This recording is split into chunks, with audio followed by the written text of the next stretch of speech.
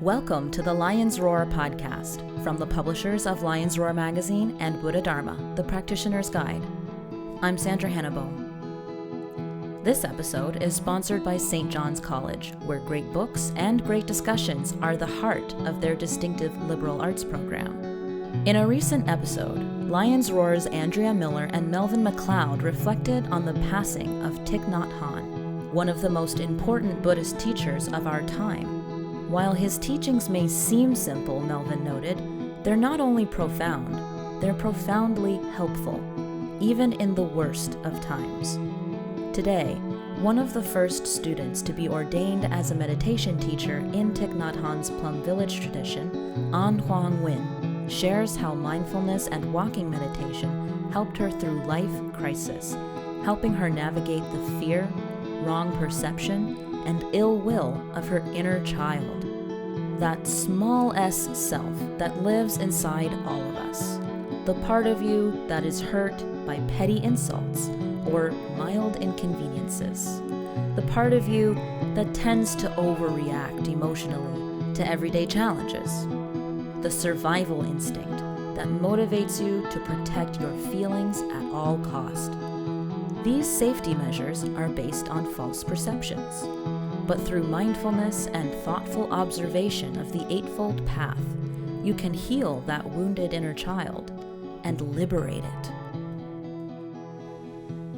Let us begin with a moment of quietness. So please sit comfortably, come back to your body, relax your body, and let us enjoy breathing together as we listen to 3 sounds of the bell. So in our practice community, we hear the bell as the voice of our most beloved, calling us home. So when we hear that sound, we smile and say yes to it. We say yes to our beloved's calling.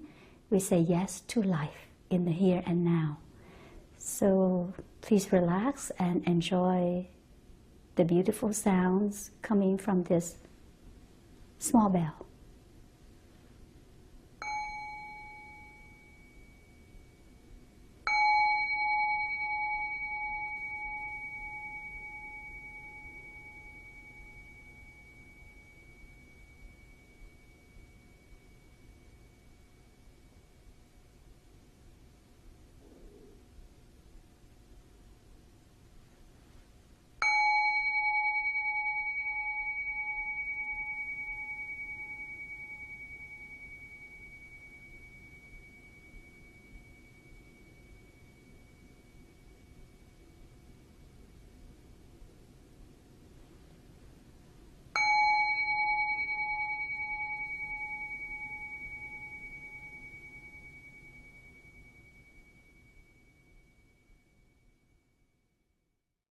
There is a short verse that I like to say to myself silently each time I hear the sound of the bell, and it goes like this. I listen, I listen. This wonderful sound brings me back to my true home. I listen, I listen. This wonderful sound brings me back to my true home. And after I listen to the sound, I come back to my in-breath and out-breath.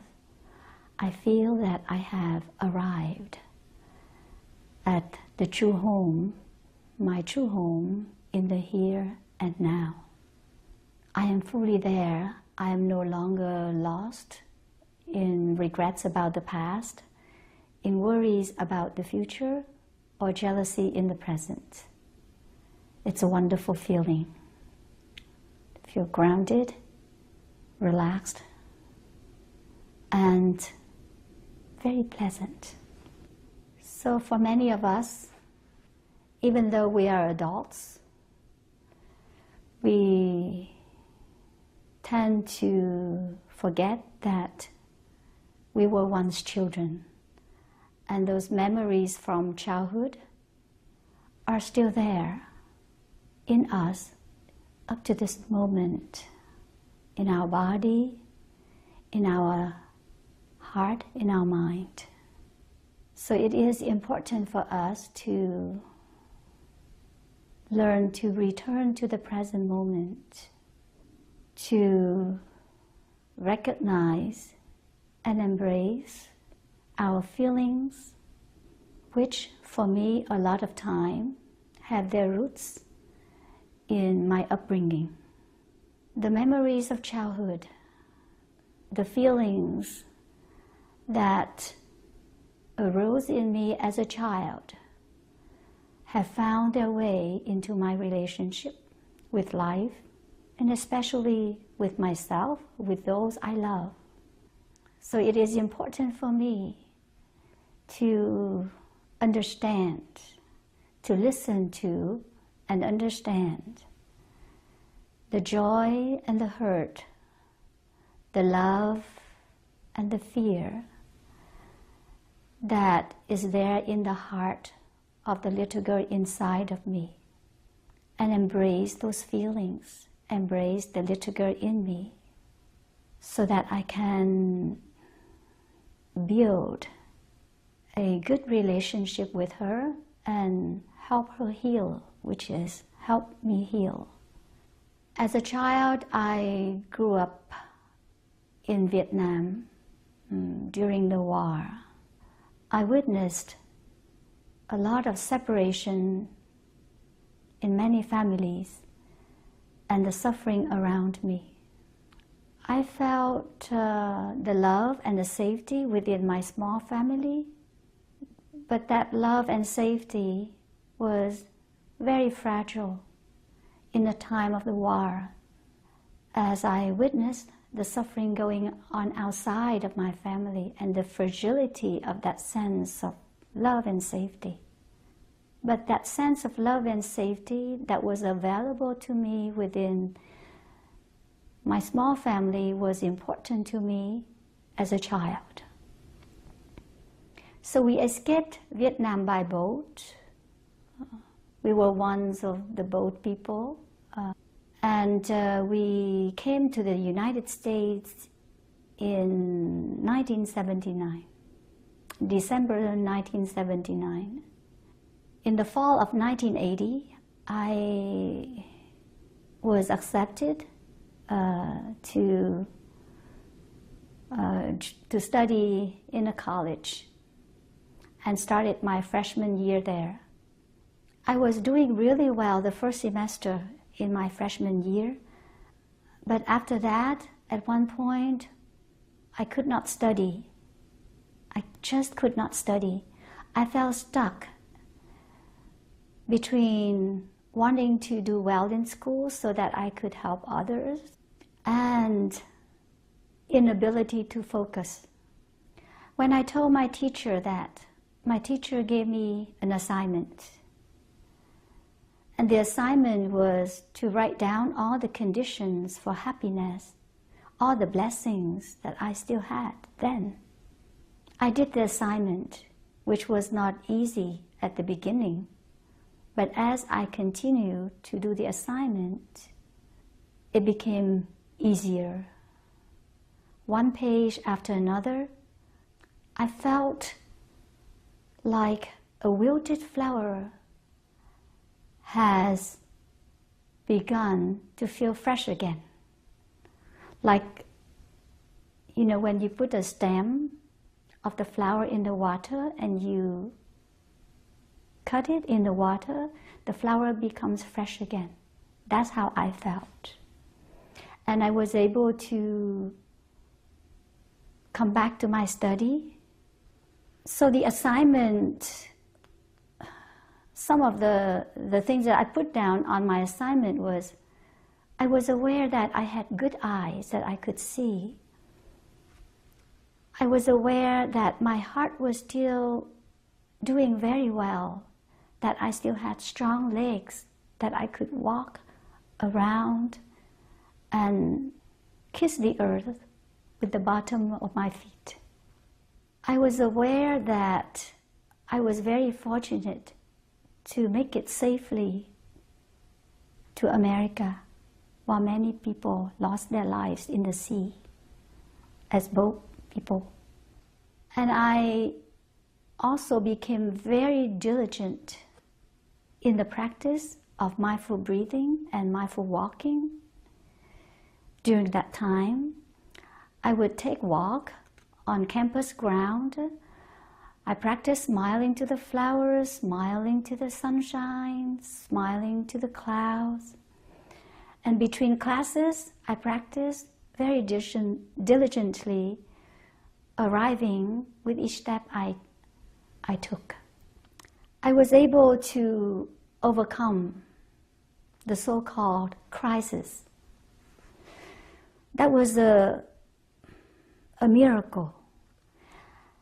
Now I look back, many years later I look back and I realized that the assignment that my teacher gave me, plus the simple mindfulness practice of breathing and walking, allow me to come back to the present moment, to feel grounded, to feel relaxed, feel safe, at ease, and to become permeable to all the beauty and the wonders of life. And as a result, I felt so nourished by that. And I look back and I said, wow, that was a new me. It's the new me. Before this assignment, I was stuck. I did not know what to do. But after finishing this assignment, together with the simple practices of mindfulness, sitting, walking, breathing, the new me manifested. The happy me, the fresh, the new me. So the practice did help me to ride that wave, to help me through that crisis. And as I'm sharing this story, I'm still very grateful for my teacher and for the practice. The energy of mindfulness, the new me, found its way to the feelings of the little girl inside of me at that time, and relaxed those feelings, took care of those feelings, calm the little girl inside of me in a way that I did not understand until years later. So I see that the energy of mindfulness is like the sunshine. It can penetrate all lives very deeply. And then I realized, wow, that's why it's called the miracle of mindfulness. Because mindfulness, energy that is being generated when we are mindful, can permeate so deeply into everything, into the body, into each of the feelings, even when we are not aware that those feelings are there. Let us think of a few examples, such as when we were children and something happened to us and we cried. And the adults or our parents told us, stop crying. So we stopped crying. We wanted to feel safe, to feel loved, to be accepted by the adults. So we stopped crying. So the belief that was formed inside of us was, no one was there for me. Crying is not safe. And as we continue on with our life, our emotional body, our emotional life becomes dried up. The door of our heart is closed. We gradually become like robots without knowing that. We become totally disconnected without emotions. And when the door of our heart is closed, we become disconnected with life. We go on doing things that we may think we like, but as a refuge, because we become disconnected with the joy of being alive, with the love, with the peace within and around us.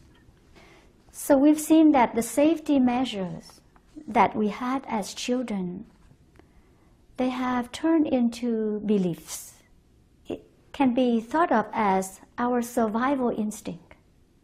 So when a tiger is running towards us, we would run away from the tiger. We run away from danger. So the belief system that was formed and developed through the course of our life, like no one is there for me, I am invisible, no one loves me, I am all alone, I am not good enough, I'm always wrong, no matter what I do, I'm always wrong. Safety measure, false beliefs. And these false beliefs always lead to wrong perceptions. And we know that we suffer because we have wrong perceptions about ourselves and about others, about life. That's the root of our suffering, is our wrong perceptions. But these false beliefs, always, they are the base that leads us to thinking, speaking, and acting in a way that can bring self-destruction. Lion's Roar is always looking forward to our next great discussion. That's something we share with the students and faculty at St. John's College, the sponsor of this week's episode. The Graduate Institute at St. John's College in Santa Fe, New Mexico, is for students seeking a lifelong commitment to thoughtful, collaborative inquiry into fundamental human questions. The Master of Arts in Eastern Classics examines the core literary, philosophical, and theological works of India, China, and Japan.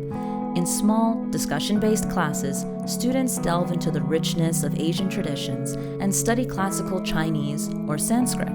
This 3-semester program offers both online and on-campus options. So join this vibrant community of learners from all walks of life and learn more about St. John's Master of Arts in Eastern Classics at sjc.edu/lion. That will take you directly to the program page.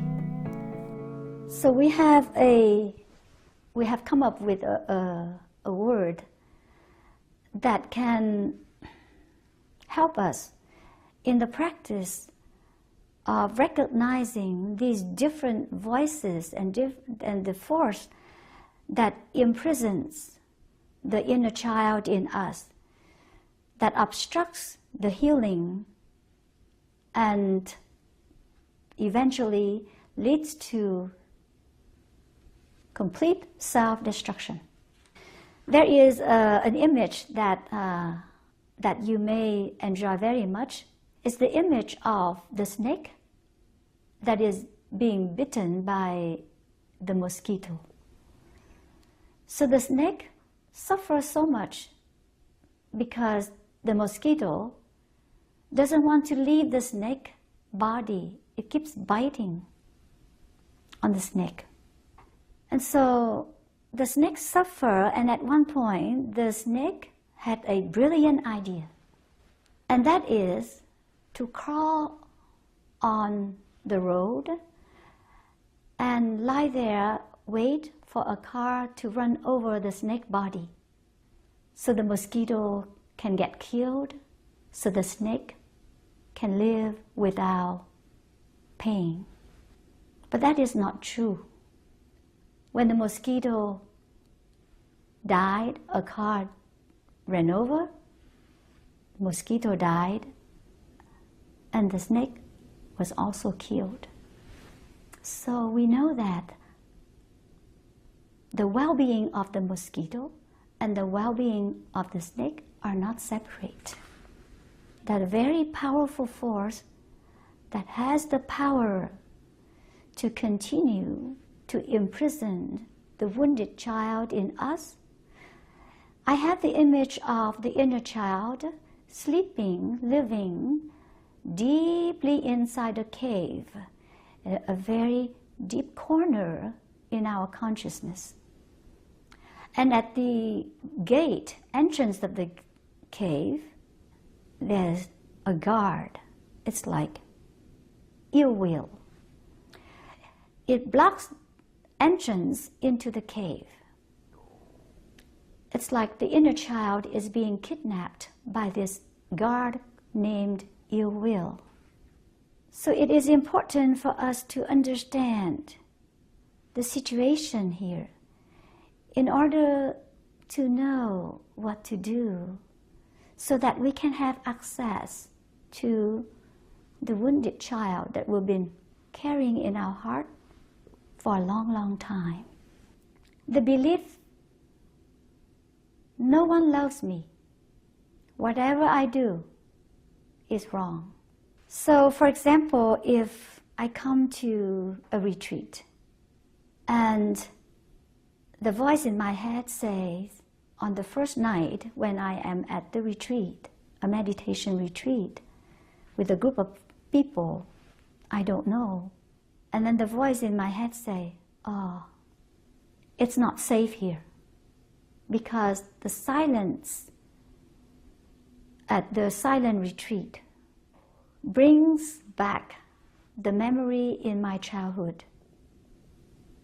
When my house, in my family, silence meant punishment, disconnection, no talking, silent treatment.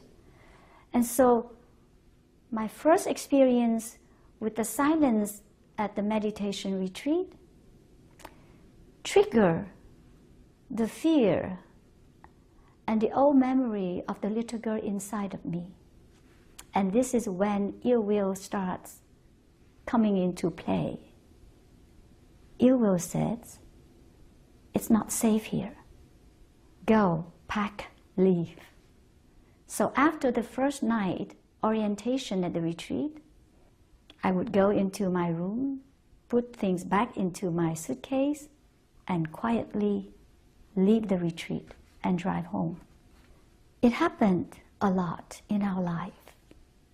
Ill will has a very, very powerful energy, and it always manifests in the form of the story and the voices in our head, and it drives us to take action and make decision in a very urgent way, as if we don't take action, we die.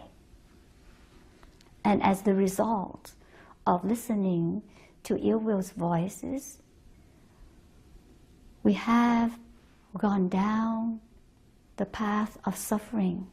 We have caused suffering to ourselves and to those around us without knowing that. So we say the practice of mindfulness always goes together with concentration and insight. And the insight is, ill will has been running my life. We need insights. We need insights. We need new understanding in the practice of mindfulness in order to shed light on the situation and know what to do in order to continue on the path of healing the child in us that has been imprisoned very deeply inside the dark cave for such a long time. So this is a cycle. The more we practice mindfulness, concentration, the more insights we have. Insights are right view. new understanding. So the belief system that we have been holding on to out of safety measures as children, now as adults, we are still holding on to those beliefs, and those beliefs are false beliefs.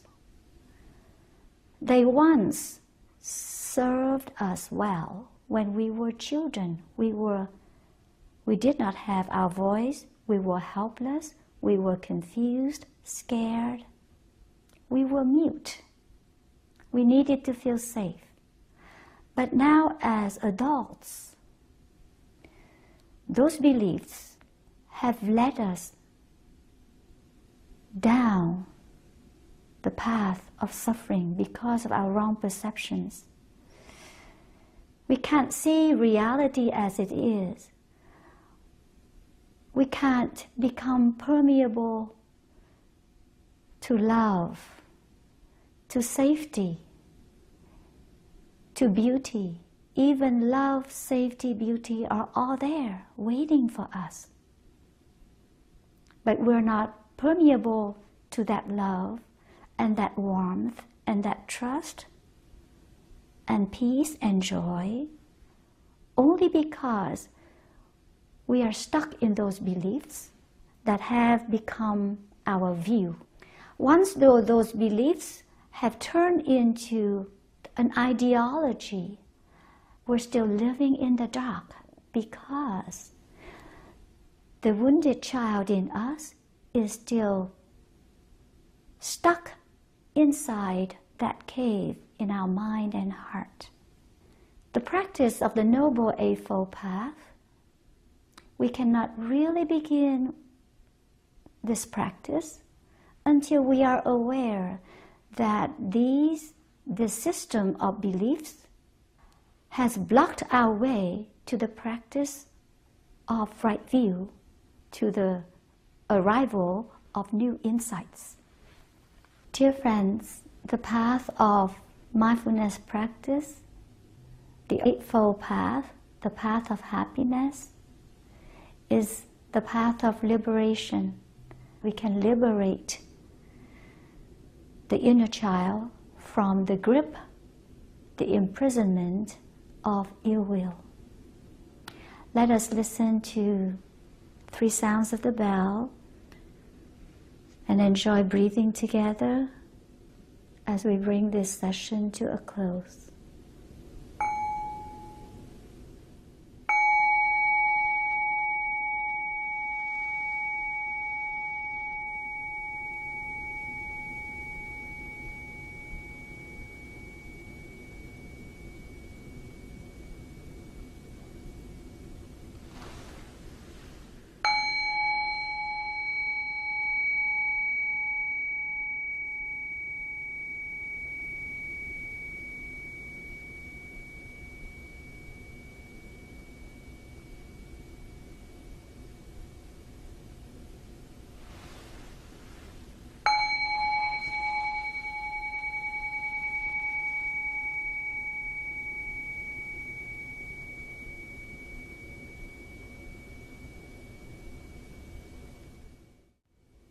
Thanks for listening.